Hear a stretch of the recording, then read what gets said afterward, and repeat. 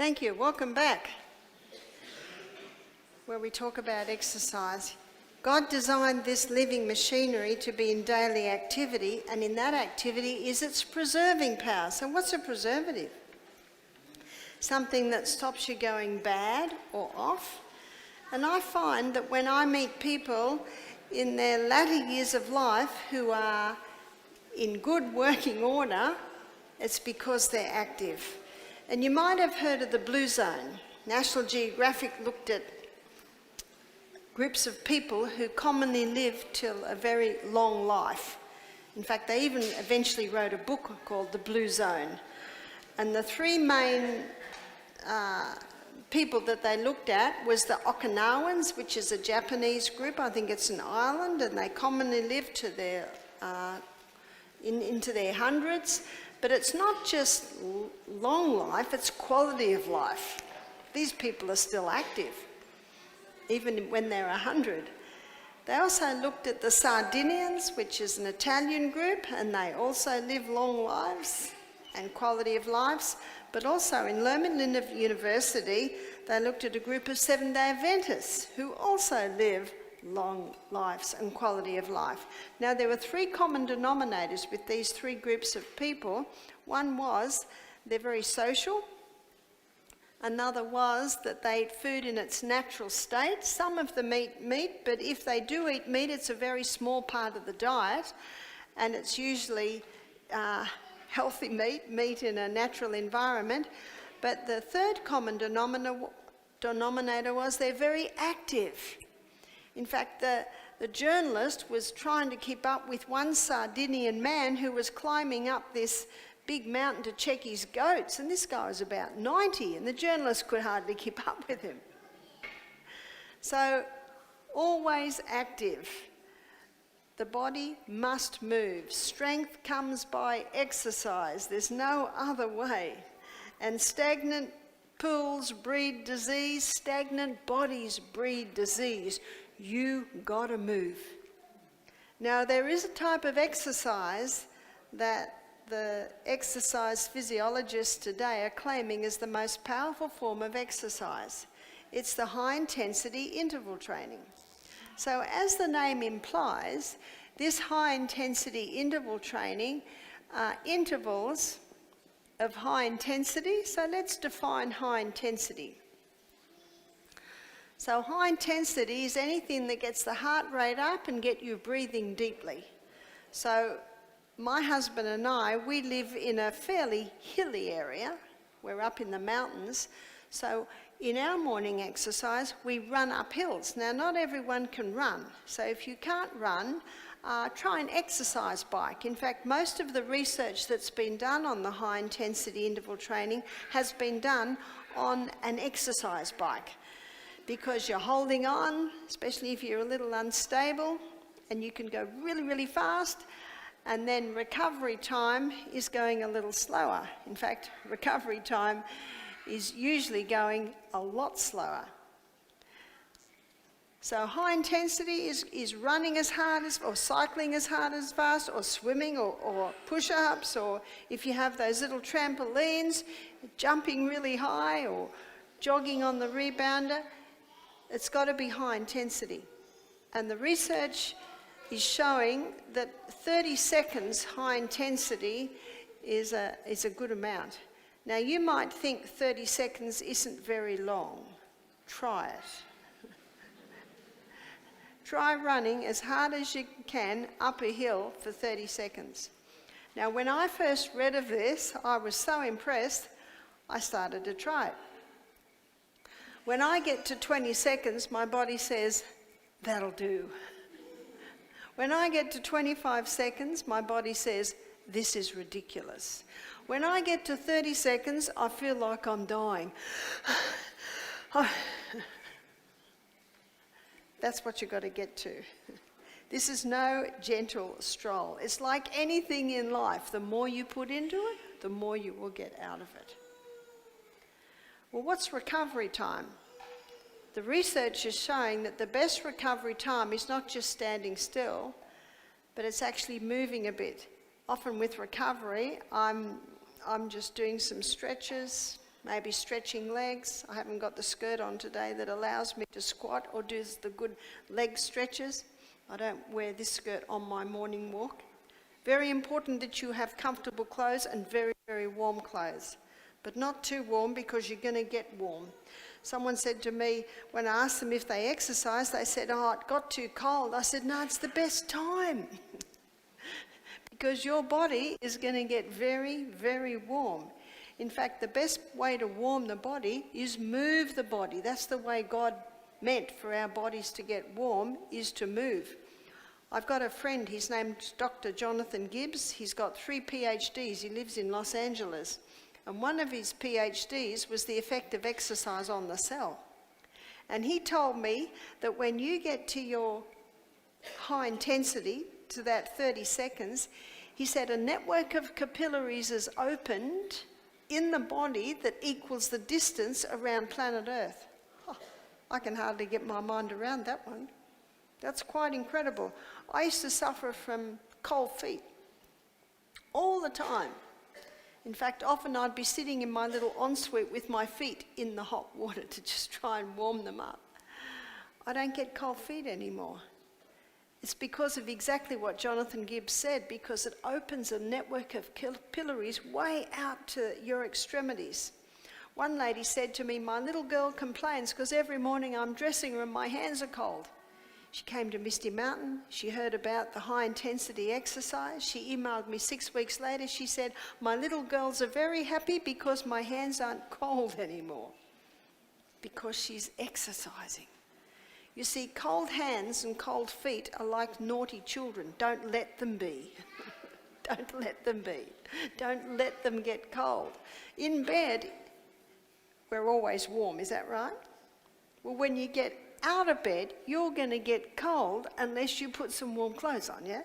So in the winter, my feet never touch the ground, because if I get out of bed and put my feet on the ground, what's going to happen to my feet? They're going to get cold. You've got to go to great lengths to keep your body warm, because perfect health requires perfect circulation. Your feet and your hands should always be as warm as the middle of your body.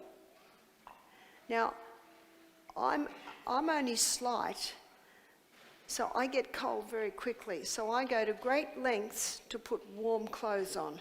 I've got woolen stockings on, I've got a woolen skirt on, I've got a cashmere jumper and another cashmere jumper. I go to great lengths to keep warm, because I know that the health of my body is partly dependent on me ensuring proper circulation, which means my whole body is warm.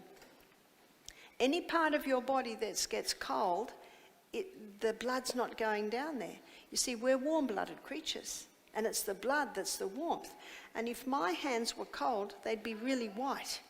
And if they get cold, and I rub them together and hit them together like this, they'll start to get warm and they'll become pink. What's warmed my hands? The blood. I've just drawn the blood into that area. And last night when we looked at the immune system, we looked at a little bit more detail in the blood. The most powerful way to move the blood is exercise. That's what exercise does, especially this high intensity.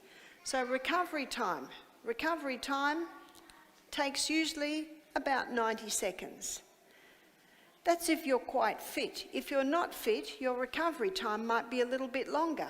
Dr. Al Sears, in his book Pace, he's known as the exercise doctor. He gives the story of a lady who did 7 seconds high intensity and she needed 15 minutes to recover. Whew. Now, she won't need 15 minutes the next day. Maybe the next day it'll be 12 minutes. And if she continues this every day, her recovery time will get less and less. Your fitness is not determined by how hard and fast you run, or cycle, or swim, or whatever works for you, but by how long you take to recover. So note your recovery time.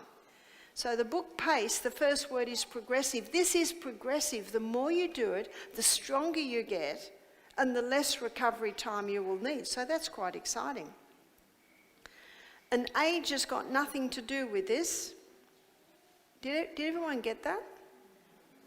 Age has got nothing to do with this. because muscle knows no age. So whether you're 9 or 90, you can have strong muscles. I fly a lot. Last time I was on the plane to America, I went into documentaries and I found a documentary of 90-year-old athletes. 90-year-old athletes. Wow, you should have seen these guys and some ladies. They're fit. This high-intensity interval training is usually done for a cycle of 6.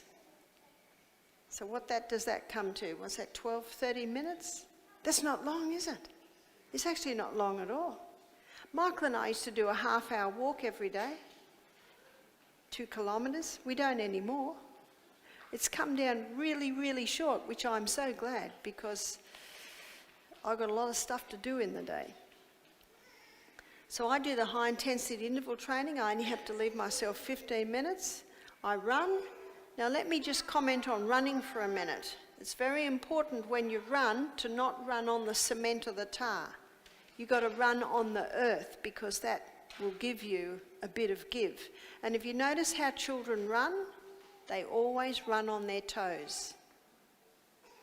You see, our feet have been designed for us to run on our toes, but some jogger brands, in fact most of them, have you noticed what they've done? They've padded the heel to encourage heel striking. There's a book called Born to Run by Christopher McDougall, and he was a runner, used to get lower back problems a lot, hamstring problems, and he decided to take a few months to investigate running. And he went all over the world investigating different runners, and he found some barefoot runners. In 1960 and in 1964, Abebe Bikila. Has anyone here heard of Abebe Bikila? Abebe Bikila won gold in the Olympic Games. He's an African, but he's a barefoot runner. Nike and Reebok hate him. He was a barefoot runner. Now, I think those feet must have been pretty tough. But Christopher McDougall, he actually searches out and he finds a few barefoot runners. And when you run barefoot, you always hit with your toes. Always hit with your toes. Now, after that book was printed, then came the barefoot running craze. Now, you know today you can even go into a shop and pay $200 still for a pair of joggers that are barefoot joggers. Have you seen that? When you buy joggers today, you should be able to press them up against each other. So you want the thin-soled joggers. So when I read this book, I went straight to the shop and bought some thin-soled joggers. I thought they'd be a bit cheaper, but they're not. And I love them because it's almost like you've got nothing on your feet. You spring along. But as I started to do my running in my barefoot joggers, well, they're not barefoot joggers, but thin-soled joggers, oh, my legs and my glutes, all my muscles so sore. I had sore muscles for a whole week. What does that tell you? You're using totally different muscles when you run by your toe strike compared with your heel strike. And if you go barefoot on grass and do a run, you will never run on your heel. Your body will not let you run on your heel. In fact, running on your heel striking, jars your lower back, jars your pelvis, jars your knee and your ankle joints, and also overstretches your hamstring. And that's where you have trouble. So if you're a runner, go to your toe striking. And you've probably seen, you can even buy joggers now with toes. Have you seen those? They're really soft. I said to one lady, I said, yeah, but how do you wear socks? She said, well, you buy socks with toes. You can even buy socks that have got the toes in them. So I don't quite go to that. But what you want to look for, if you're a jogger, you want to go for your thin-soled joggers. And if you do jog, it must always be on the earth. Because so many people who are runners find that by the time they're in their 50s, they're starting to have lower back, hip, knee, ankle, because of the constant jarring. So be very mindful of that. Dr. Al Sears, in his book PACE, what the PACE means is progressive. This is progressive. The more you do it, the fitter you get, the easier it will get, the less time it takes. So progressive is the P. A is acceleration. You are moving. This is no gentle stroll. You're moving. And you've got to find out what works for you. So that's A for acceleration in PACE. What's the C? The C is cardiopulmonary. Cardio is heart. Our exercise coordinator at Misty Mountain Health Retreat is Howard. Howard's worked with us for about 17 years now. And our guests think that he's about 38 and he's 54. He's very, very fit. And he's Dutch Indonesian, so he's got slightly dark skin. And you know, the dark skin doesn't seem to wrinkle as quickly as the white skin. And he loves exercise. His resting heart rate is about 46 beats per minute. Now, he hasn't inherited that. That is moving that heart muscle. The more you move it, the stronger it gets and the less it has to beat. Because it gives such a powerful beat, it pumps so much blood with one pump that it doesn't have to pump as much. So the C means cardiopulmonary. Pulmonary is lungs. The Framingham Heart Study, I mentioned it last night, famous study. The Framingham Heart Study found that by the age of 50, most people had lost 40% lung capacity. By the age of 80, most people had lost 60% lung capacity. So when you lose 40% lung capacity, does that mean 40% of your cells aren't getting near as much oxygen? Yeah. And remember what oxygen does, it's what gives power, it's what gives more energy. So if you've lost lung capacity, how can you regain it? High intensity interval training. And if you do the high intensity interval training, you will not lose your lung capacity. Isn't that good news? So PACE, progressive acceleration, cardiopulmonary exertion. You are exerting yourself. This is no gentle stroll. I have another book in our library. It's called Body by Science, and it's by Dr. Doug McGuff. And what I'm ever thankful to for this doctor is he takes you inside the cell. So we're going to go inside the cell and have a look at what exercise does. We've already gone inside the cell a few times this week. The CBD, Central Business District of the human body, the glucose goes in and it goes through a 20-step pathway. And the end result of the 20-step pathway is a chemical form of glucose called pyruvate. This 20-step pathway delivers to us 2 units of energy. Isn't that why we eat? We eat to get glucose that gets burnt in the cell to give us energy. Now, the chemical form of glucose, it gets fed into another area, and it's called the powerhouse, because this 8-step pathway gives us a very impressive 36 units of energy. So what makes the difference? It's oxygen. So this is what's called an aerobic pathway because it uses oxygen. This pathway is called anaerobic. It's called anaerobic because it doesn't use oxygen. So this pathway produces energy by the process of fermentation, whereas this pathway produces energy because of the presence of oxygen. What a difference oxygen makes. By the way, students, how are you going to feel if every single one of your 100 trillion cells has got enough oxygen to get down to there? We're not going to be able to hold you down. You're going to have so much energy. Have you seen the kids running back into the house after they're riding up and down the paths a few times? Energy. You want that energy? What have you got to do? You've got to get out on the bike. You've got to go up and down with that. I also showed you how that when we don't burn all our fuel, the body stores some as glycogen. Glycogen's a name given to quick-release glucose stores. We looked at it earlier. So the glucose, when we eat it, number one, it's sent to the cell. Some of it is stored as glycogen. That's your quick release glucose stores. And when we looked at diabetes, we showed how that's a very important backup of fuel. But on a high carbohydrate diet, many people have still got glucose left over, and so now it gets stored as fat. So let's draw our fat cells. Here they are here, getting bigger and bigger on the high carbohydrate diet. Most people don't realise that wheat and sugar gets stored as fat.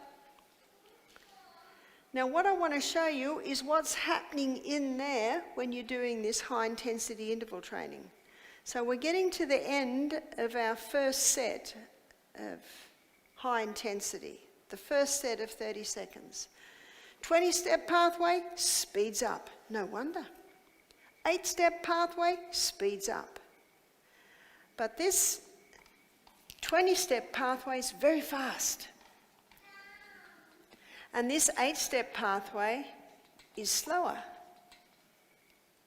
So when your 20 steps speeds up and your 8-step speeds up, actually a problem starts to arise. As you're sitting here right now, they actually feed quite nicely into each other. But when you start moving, when you start running up a hill, and both these pathways speed up, because of how fast this one's going, and there's a rate-setting enzyme in there keeping this one slower, we're making more pyruvate than can be fed into the 8-step.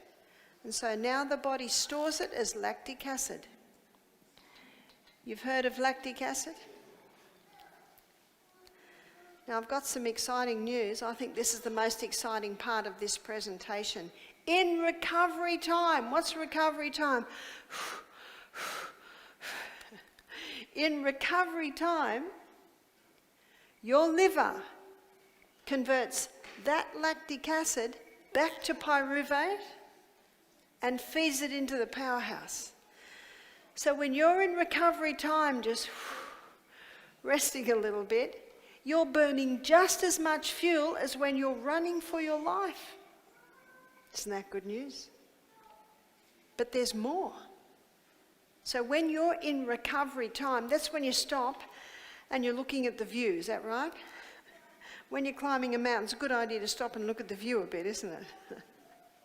When you're stopping and looking at the view, you're burning just as much fuel as when you're climbing hard.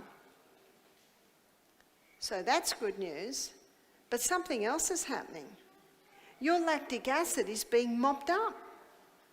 Every recovery time, you're mopping up excess lactic acid. And if you don't mop up the excess lactic acid, what happens to the lactic acid? Builds up. Ooh, that hurts.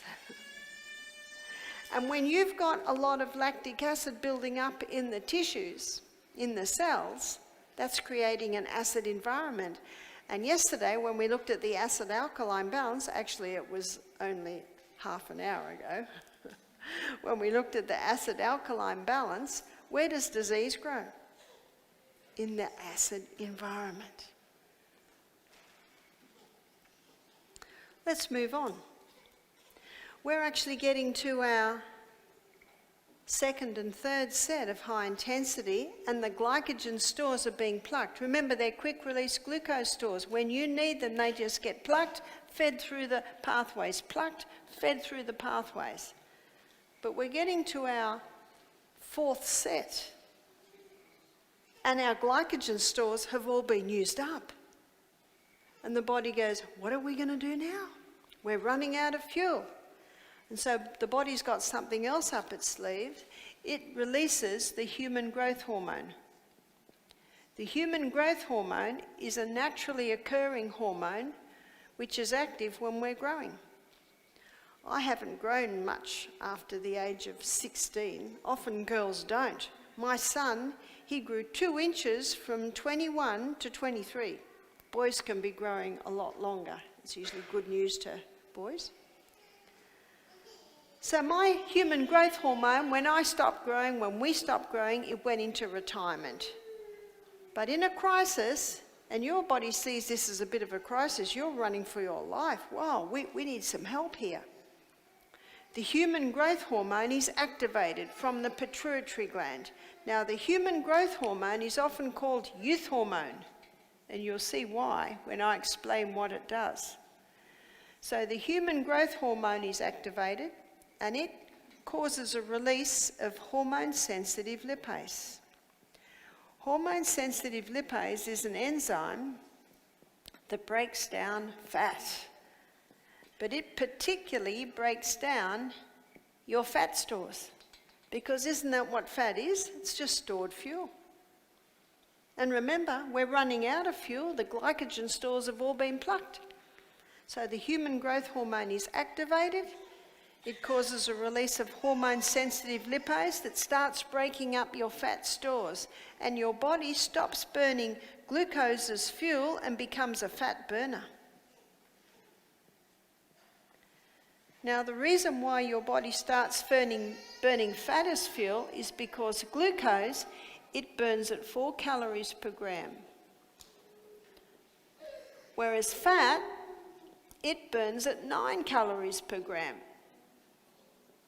Now, every weight loss book will have that information in psychedelic colours as the reason why you should stop the fat if you want to lose weight. But they don't understand what a calorie is. A calorie is a unit of energy. So if you want a high energy food, what do you eat? Fat. Now, I'm not suggesting we drink cupfuls of oil or fat. Nuts, seeds, coconuts, a little bit of coconut oils. But you can see why the human growth hormone causes the body to start burning fat as fuel, because it's going to give more than twice the units of energy that glucose will give. The human growth hormone increases the body's ability to utilise protein. This week we've looked at the importance of protein. We've looked at the importance of eating sufficient protein.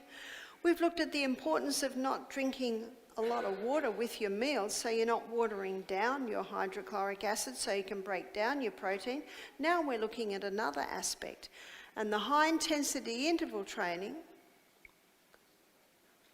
with your high intensities causes a release of the human growth hormone, which increases your body's ability to utilise protein. You see, when you do that high intensity in the morning, you're laying a bed of hot coals at the cellular level. And if you've got a fire with a bed of hot coals, you can put huge logs in there and it'll burn the brighter. It's as simple as this. If you want to eat, you've got to work for it. So when you do the high intensity interval training in the morning, come back, have your hot shower, and what do you do after the hot shower? Did you try it this morning? Did the neighbours hear you screaming? You know what that quick cold does? It equalises the circulation, has an incredible tonic effect. I'm sure it would have this morning, it was a bit cool. But it also, it increases cell repair. Cold is a wonderful tonic. Of course we don't like it, we're warm-blooded creatures, but that's why it has such a tonic effect, because the body actually reacts to that cold touching us. So when you did your high intensity interval training, had your hot and cold shower, had your water when you got back, now you have laid a bed of hot coals at the cellular level, and you can sit down and put the logs in, the millet and the quinoa and the coconut yogurt and the nuts and the seeds and the fruits. And your body will just burn the brighter, because you've made a way available so that that fuel gets burnt in a powerful way. The human growth hormone also increases the circulation of the blood to the skin. And when you increase the circulation of the blood to the skin, you slow down aging. That's good news. The movie stars pay $1,000 a week for this, and I'm offering it to you cut price today. 15 minutes of high intensity interval training a day will cause a release of the human growth hormone, and that human growth hormone will remain active for 24 hours. What a bargain. You just got to find out how to fit it in. Now, I used to think that I didn't need to exercise because I'm always busy. I'm gardening, running here, running there. I thought I'm doing enough. And this happened about 13 years ago. I was asked to go to New Zealand to give a lecture. And it was a weeks-long seminar. And the lady I stayed with was a Maori lady, and she was twice my size, 10 years younger than me. And she said to me, I go for a 5K walk every day. Do you want to join me? Now, I still had kids at home at that time, still had a few teenagers at home. And in the morning, I'd get up and wake the kids and put the wash on and put the breakfast on. And I didn't have to do that. There was just me. I was free. So I said, yeah, I'll join you for a 5K jog. After 3Ks, I could hardly keep up with her. Now, she's twice my size. I'm their health teacher. It's a bit embarrassing. When I woke up the next morning, I could hardly move. My legs were so sore. She said, are you coming this morning? I said, sure. I'm the health teacher. I gotta go. It was very embarrassing. That night when I got up to lecture, it just killed me to move. I was just smiling, and I learnt my lesson. That's when I realised being busy all day is not enough. It is not enough. So what I did, and what I had to do to be able to do this, I started walking at 5:30 every morning. If I walked at 5:30, I could fit it in. Now, to walk at 5:30, I had to make sure that I was well in bed by 9, so that I would wake at 5. Every time I wake, I always do my prayer. I've got a lot of children to pray for, a lot of sick people to pray for, a lot of staff to pray for. It takes a while. I always read my Bible, and then at 5:30 that I would walk. Now, because I don't have any children at home now, and you know what it's like with children, you love it when they're there and you love it when they go. You're free. One lady said, I don't know what to do. My children have left home and they've gone to university. I said, rejoice. You've worked hard. Now you've got some time. And so, yes, I am enjoying that time. Mind you, when I get home next week, I'll have 3 little grandsons staying with me. What are they? 7 and 11 and 12, something like that. So I'll be busy in my home then. And I will love that week. I will love it when they're there, and guess what else? I will love it when they go. It's all right. In fact, the Bible says, I have learned in all things that whatever state I am in, to be content. That's a powerful thing in the mind, to be content no matter what you're doing, no matter where you are, because there's always something to be thankful for. So I'll have a little bit of chaos castle in my house next week. Do you know what these little boys do all day long? Play in the creek. They're just in the creek all day long. Winter, summer. I come home from work and there are piles of dirty clothes there. They must have fallen in the creek and got a few more clothes. I love second-hand shops. I've got piles of clothes for them all. And those little boys, they never stop. They've got lots of energy. What do you do to get that energy? You're active. I read in an old book, it said, in a short time, you will so experience the benefits of pure air and exercise, you would not live without these blessings. Can you see why I memorised that? And tomorrow I'm going to show you how you can do that. I don't have a great memory, but I just work at it. I work at it to get those words and put them in there. So you can see that you can access what the movie stars pay $1,000 a week for by just implementing this exercise.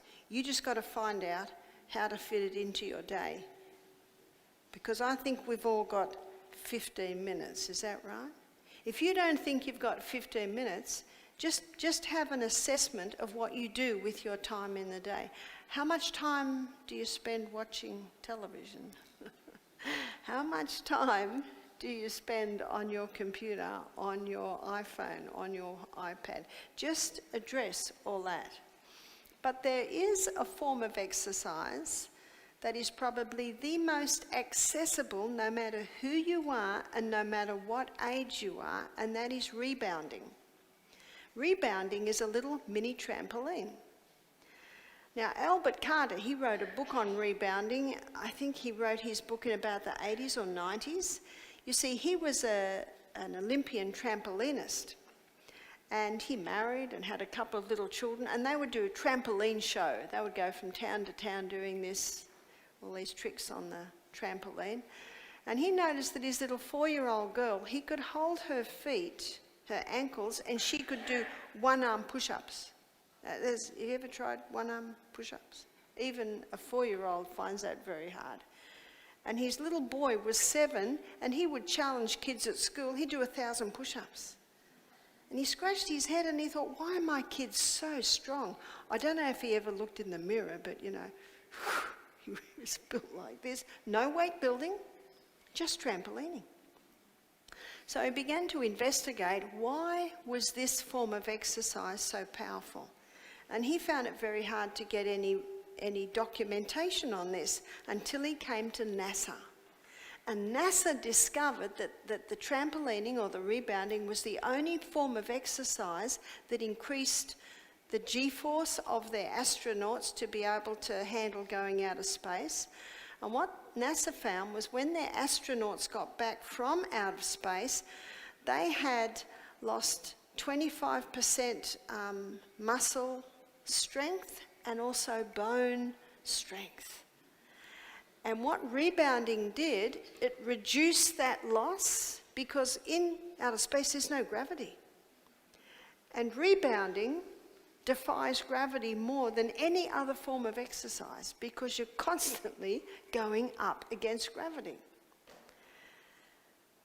So what NASA found, that this was the only form of exercise that prepared their astronauts for no gravity, and it was the only form of exercise that returned their fitness quickly, which is what they needed.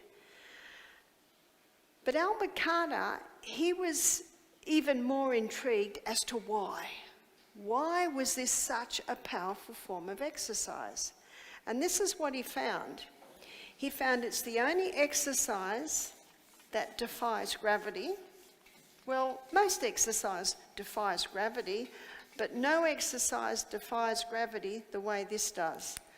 So number one, he called them the 3 teachers, defies gravity. And he found that Einstein acknowledged this, that these 2 other teachers, the body doesn't know the difference between them and defying gravity. And one is acceleration. See, when you're on the rebounder and you're jumping up, you're accelerating. And when you get to the peak of your jump, acceleration stops and you get deceleration. And then as you go down, you're accelerating again. Then when you hit the mat, deceleration, then up again. So you're constantly doing acceleration and deceleration at the same time as you're defying gravity. So these 3 forces come together and explains why it's such a powerful form of exercise. And every single cell in the body is getting constantly shocked. Every time you jump on the mat, it's a shock, shock, shock, shock, shock. So every single cell in the body is getting strengthened. Bones are getting strengthened. And regarding cells, that's what we are. We're just a whole bunch of cells. It's the most powerful form of exercise there is the rebounding, and yet the most simple. What Albert Carter has also written is a whole book on eyesight and how rebounding strengthens eyesight. How does it do that? Well, yes, the rebounding affects the eyes as it affects every cell in the body. But try this, I do it every day, is when you're rebounding and you're jumping, your focus, say for me, outside I'm rebounding in my house and I've got big glass doors and I look out and my car's there and in front of my car's the veranda with my hanging pots. So I'll focus on a flower in the hanging pot and the car is doing this in my peripheral vision. and then I'll change my focus to the handle on the car, and then the plant that I had just focused still, it starts to jump. So every 10 jumps, I change my focus, change my focus, change my focus, change my focus. I've got gum trees out there, and then I've got pine trees there, and I've got a branch there, and then there's a wallaby sitting there in the front yard. Can you see that? You just keep changing your focus, and it strengthens your eyesight. And it makes rebounding such fun, constantly refocusing. What Albert Carter also shows, if someone has poor balance, it'll actually restore your balance. And how many people don't want to rebound because they think they'll fall off? Well, you can get a handle on your rebounder. But if you don't have the handle, just hold on to something nearby. Hold on to a chair, hold on to something nearby until you get your balance. Now, why does rebounding reset balance? Rebounding resets balance because your balance is set by the fine mechanisms in your ear and also your receptor sites that you have on the bottom of your feet. So constantly bounding resets that mechanism and also resets you've got your receptor sites that are helping reset your balance. But probably one of the most amazing things about the rebounder is what it does to your lymphatic system. Your lymphatic system is your body's vacuum cleaner. It sweeps away waste from the tissues. And as I mentioned last night when we looked at your immune system, your capillary networks have muscles around them, and every time your heart beats, those muscles contract, which is pushing the blood away from your heart. And remember your second heart? Have you been working your second heart today? You automatically do when you walk, which is your calf muscle. And that's why in the plane you make your feet go up and down like this, because that's working your calf muscle. But your lymphatic system does not have a pump. So what activates your lymphatic system is movement. But the movement that activates your lymphatic system in the most powerful way is rebounding. So your lymphatic system is a network of capillaries, and there are little gates or valves all the way along those canals, and they're shut. They're shut when you wake up in the morning, and when you get up and walk around, some of them open. But when you rebound, they open in a powerful way. So when you're jumping on the rebounder, when you're up to the height of the jump, every gate opens. And when you hit the mat, every gate closes. And when you jump again, every gate opens. And when you hit the mat, every gate closes. So you get this pumping action of your lymphatic system. And your lymphatic system sweeps away waste from the tissues.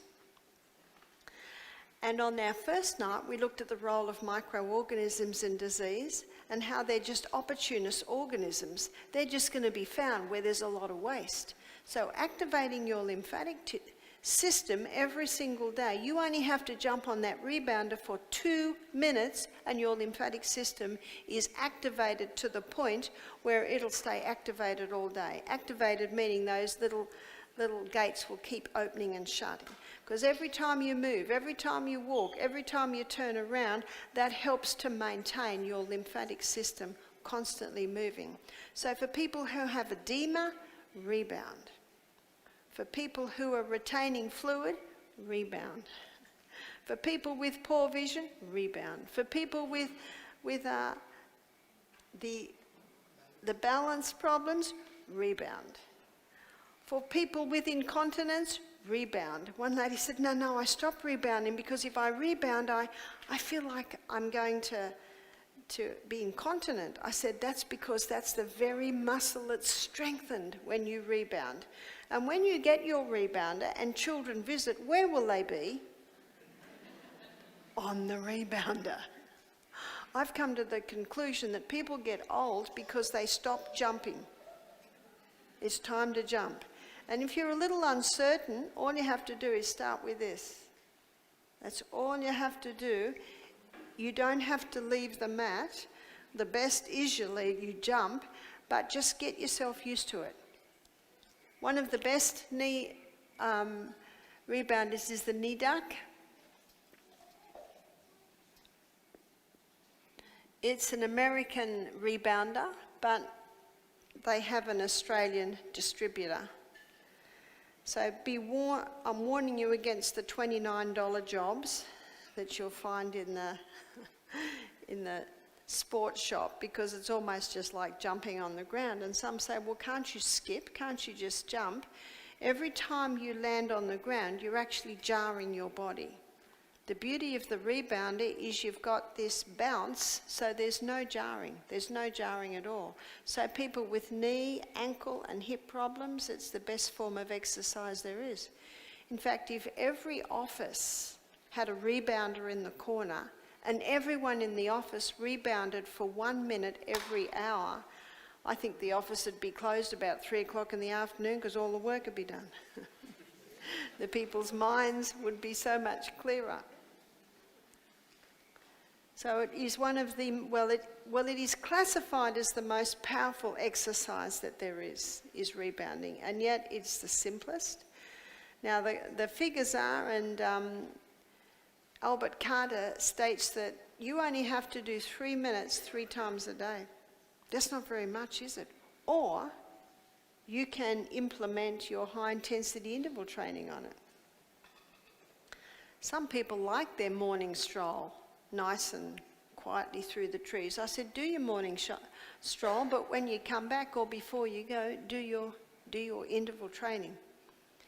A friend of mine was saying that she watched her little boy, I think he was about 5 at the time, and he'd be playing with his Lego, and she said about every half hour he just jumps up and rebounds for a couple of minutes and comes back and plays with Lego again, and then jumps up and rebounds again. Now, who told him to do that? He just naturally does it. So it's time to move the body. It's the best insurance policy that you can make, is just taking that little time every day. You just got to work out what suits you. In fact, you can't afford not to do it. The dividends that it will give you far exceed the effort that you put into it. It's time to move the body. Remember, strength comes by exercise. There is actually no other way.